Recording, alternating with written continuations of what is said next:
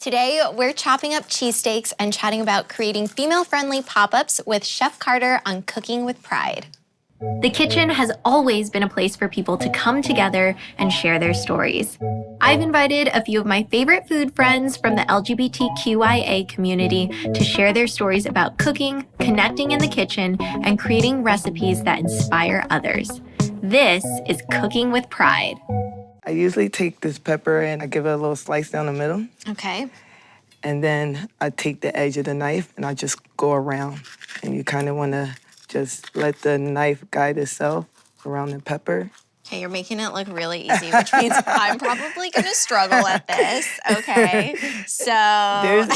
There's not a perfect way. You're still going to have like a little bit of the inside there. You want to just like slice it down. I know that the Philly cheesesteak is a really popular sandwich. Yeah. But I know that you have a very personal story and connection with this sandwich. Well, you know, being from Philly, everybody has different speculations on the Philly cheesesteak sandwich. You know, some people are whiz, without whiz. Me and my family, we just like American cheese and provolone on our cheesesteaks. We save the cheese whiz for our fries. So it just was important for me to come and show you how I think majority of people from Philly eat their cheesesteaks. So we're gonna put a little oil down, put my onions on first. Okay. How has your life changed since moving to LA? Because now you've been here for 7 years. I started my culinary career here, and I feel like, you know, it's just been growing every year, pushing myself and making a name for myself, so. Yeah, that's awesome. And being able to do something that you really care about is such a big deal, too. Yeah, for sure. Do you feel like there's, you know, an extra layer being a woman of color and queer in this industry? Oh, absolutely. I think it's, you know, you kind of get looked over. No matter how good you are, you have to fight a little harder than cis men that kind of take over this industry. This is a very male-dominated industry.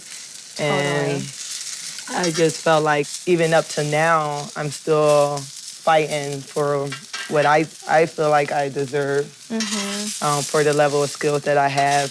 Definitely been a journey for me. What would your like dream kitchen scenario be like? Oh man, well, it'll be a lot of queers. Yeah. Step one.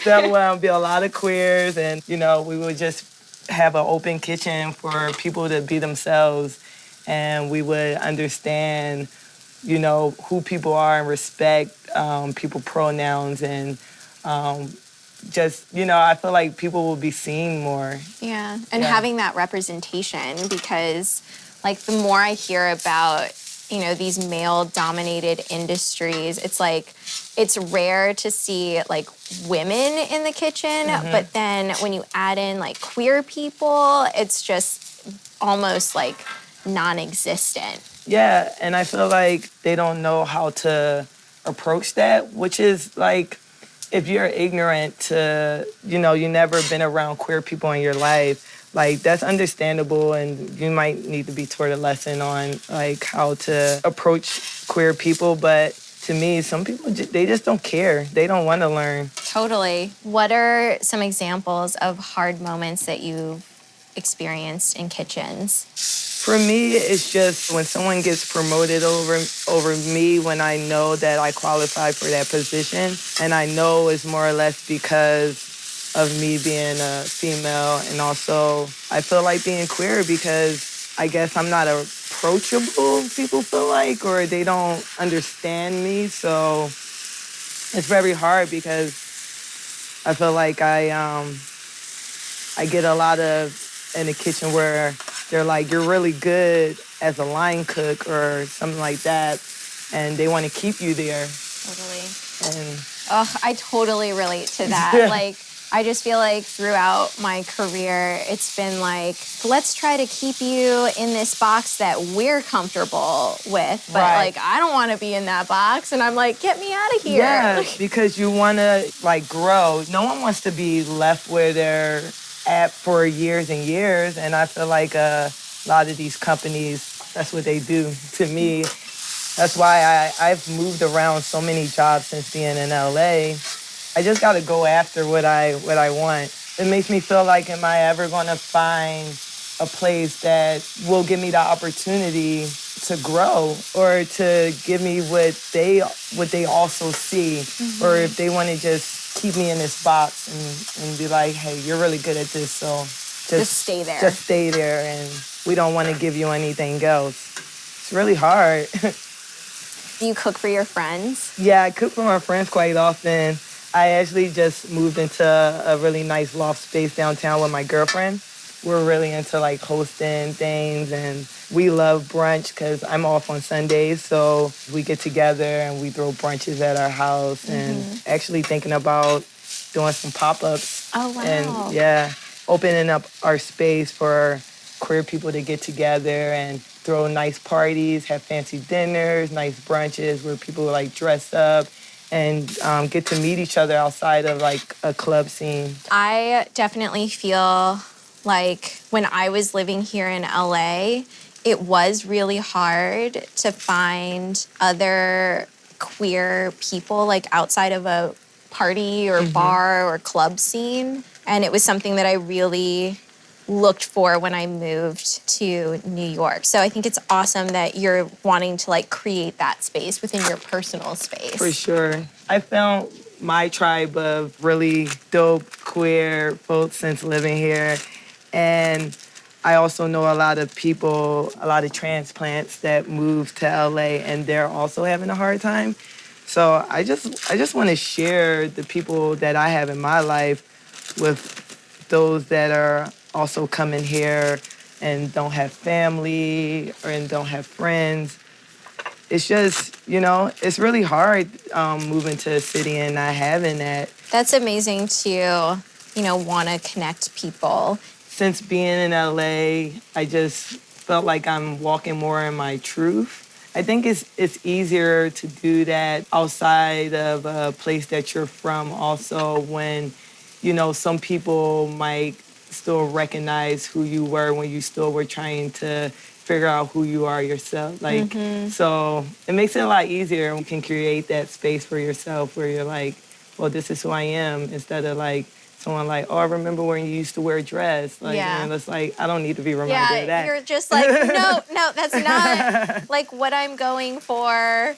I know, I feel like even seeing old photos of myself sometimes where like I remember the moment and I'm just like, oh, that was like I was having a hard time or like whatever the memory that's perfect. is. It can be like, it's hard to see that sometimes, like when you know that you were like still very much like on this painful part of your journey. And I know clothes is like a big part of it for me. I'm like, oh. Yes. And not just like, oh, I didn't like that like dress or whatever it is that I was wearing, but it's like I didn't feel like myself in it. Exactly. It's just like, wearing menswear just makes me feel comfortable. And I also feel like it just represents who I am. Yeah. So not saying that who I was before was anything, that I didn't enjoy, but it's a process. It really is. Oh my God. Got a little caramelized on there. Oh my God, this looks amazing. Oh my God. This looks so good. I mean, the cheese is like coming off the side here. Spread some ketchup on there. Okay. Yeah. This is as authentic of a cheese that you're gonna get.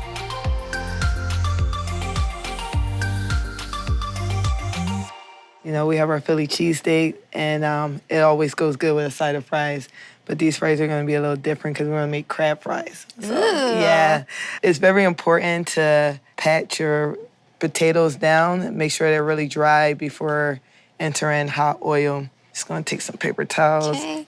them nice and dry. You have these things that you host at home, but is there anything that you're doing outside of the home to like bring people together? Yeah, for sure. So I just started doing my own parties, a little party promotion I have going on where I'm trying to create more spaces for women to go party. There's actually no lesbian bars in LA. So I think it's very important for us to have events where we can also go and meet people. Yeah, it's interesting how like, you know, cities like New York and LA are seen as these places that are really open, and they are, but like it doesn't mean that it's totally free all the time. Like you still encounter these moments of aggression from other people. That's my goal, is to have a space where all feels welcome, especially a space where trans women feel welcome, because I feel like a lot of spaces, I don't see enough trans bodies at these parties, at these events. So if I could create that space, then yeah. That's a big deal. Yeah. Yeah, and it's just incredible to like bring people together too. Just take them, put them on a rack. So this is like step one. So this is step one. To make them crispy, you just blanch them a little first, and then we're gonna kick up the heat. Oh, I didn't know this. See, I would have just been like, throw it in all at once, and there's still water on it, and it would have been a disaster. This is dangerous because like the oil doesn't look hot on the surface. Yeah, it is really hot, but it's gonna get us that nice crispy fry we want. Kind of move them around a little bit. We want them to get to a nice golden crispiness. What are your personal dreams for like the queer community when it comes to like the cooking industry? Well, for me, I want to start my own Philly cheesesteak business out here, and I'm already moving towards that. I want to do a cart, Cool. yeah, instead of a truck or a restaurant.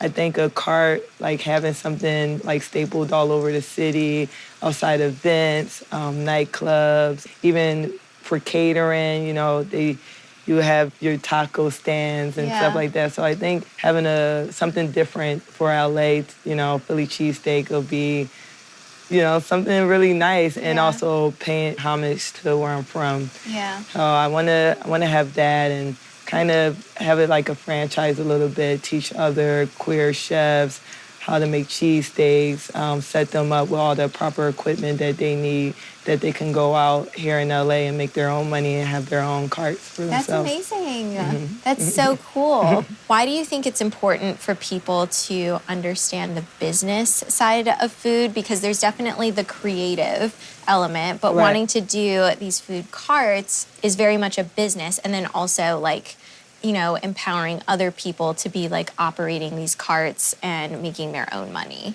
Right. It's important for people to do what they love, but also be able to take care of themselves and their family and not be taken advantage of by these companies that just want to work you and keep you where you are, but you're making them rich. So it's very important for, if you have the skills and you have the talent and it's your time, it's like, go after it and make the money you deserve. I feel like that's so true in so many industries. It's like the few at the top who are like, you know, making so much money and it's not like evenly distributed. Absolutely. And I feel like it's a lot of that in this industry. Yeah. It's hard work to be a chef, and it's hard work to do the things that we do every day and to work in the kitchen, but a lot of it isn't, you know, giving back to us. It's just like give all your time, give all your holidays, give like time you want to spend with your family. No, you're dedicated to this, and we do it because we love it, but at the end of the day, you know, are we really benefiting? Yeah. So. And I feel like that kind of behavior is like rewarded when you see, people who may be like really rich and famous chefs and they're known for like their really aggressive personalities or like, pushing people to their limits in the kitchen. And when we see that as like the standard of success, that behavior gets replicated. And I think that's what's dangerous is like we see that as like the model for success. And so I think, what you're trying to do, creating like a new model for success is so powerful. For sure, because a lot of times in our industry, if you're not being a jerk, then, they don't think that you know how to cook because you're not being like a terrible person. It's like I must be a terrible person and make amazing food. Right. It's like, no, I can be nice to my peers and I can be a great chef at the same time. Yeah. I don't have to be yelling down someone's throat and making their life miserable. Yeah. I feel like for a long time there's been this, we're going to separate the work and like how the person is treating their staff and other people, and we're just going to pay attention to their work and acknowledge that and then ignore this like abusive and bad behavior. But now I feel like more people are connecting the two. Like, I think the two are inextricably linked, the work and the people. And, I just see this process happening in front of me. Like, you're so infused into this, and it makes a difference. Like, that energy that's being put into the food and, like, the kitchen space. Yeah, because you can be a great chef and also be a person that gives positivity in the kitchen. And then we're just gonna give it a little toss. Oh my God, this looks so good. Yeah, I feel like you can totally be a talented chef and also treat people with like a common level of just human decency. Like, oh, what a concept. I guess people assume that aggression is just because you're passionate, but you can be passionate about your food and also not be as aggressive, I'm gonna steal a fry. For sure. Oh my God, these are so good.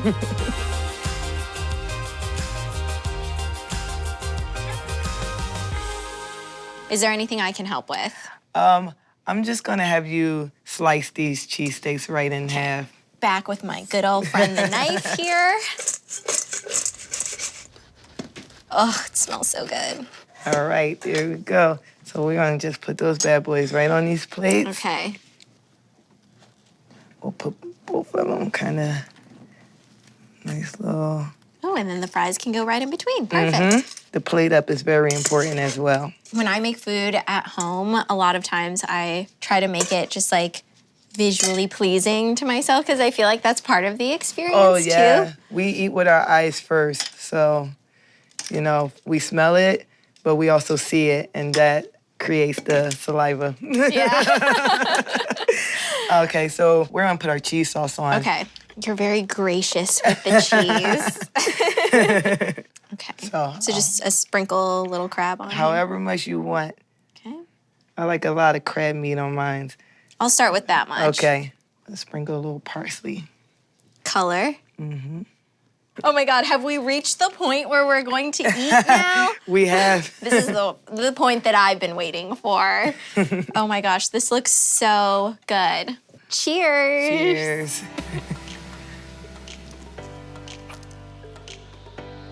Whoa. Yeah. The combination of the cheese, right? I've never had one that tasted like that before. Wow. This is amazing. God. And I love that this is so personal to you too, coming from Philly and really wanting to bring something that's authentic to like where you came from and like to who you are here to LA. A little touch of home. Yeah. How do you feel like your identity has like shifted making the move from like the East Coast here to LA? I wouldn't say it shifted too much. Where I grew up at was, it was a pretty rough neighborhood, and it was a lot of negativity and a lot of negative thoughts and thinking. But moving out here, it just opened my mind to stay more positive and to practice certain things that just help me strive as a person and, put good energy and karma in the air. So, Yeah. yeah. And you changed your name too. Yeah, well, I still have my name. I'm Maria Carter, but I now prefer to go as Carter. I just felt like it's important to me for the industry that I'm in because I go by Chef Carter. And also, I just feel like I kind of outgrown Maria in a sense. I am masculine centered, and it's more of a masculine name, so I just felt drawn to it. Yeah. I mean, it's amazing that you like felt that inside of you and you were like, okay, this is how I'm going to like step into that truth and like I'm gonna make this change and go by my last name. Yeah. And it just really seems to suit you. You seem really Thank comfortable. you. And It's very much business, but also it's really personal too. totally. And I feel like that's the best combination. Well, thank you so much for being here today. Yes. I'm going to definitely run off with my plate and eat this. This has been so much fun learning the story behind these cheesesteaks and getting to eat them and hearing your story too. Thank you for having me. It's been a pleasure just cooking and talking with you.